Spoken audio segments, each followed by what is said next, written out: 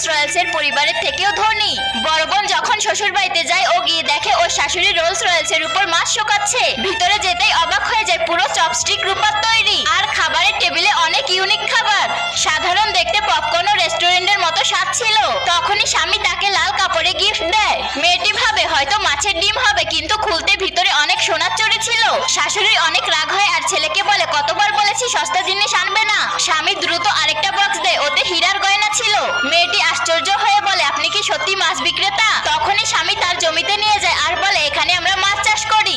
ওইদিকে মুরগির ফার্ম, ওইদিকে গরুর ফার্ম, যতদূর চোখ যায় ততদূরই আমাদের জমি। এই পশু পাখি মাটি এরাই আমার পরিবার। তখনই স্বামী ওর কাছে কার্ড দিয়ে বলে, এখানে টাকা আছে, তোমার যেমন চাই কিনে নিও। কিন্তু ছোট বোনের জীবন এত সহজ ছিল না। ও আরাম করতে এসেছিল, কিন্তু ওর শাশুড়ি ওকে সবসময় নির্যাতন করত। মালিশে হাত ভারী হলেই ওকে থাপ্পড় মেরে দিত। বন্ধুরা, পার্ট 2 দেখতে চ্যানেলটিকে সাবস্ক্রাইব করবে সবাই।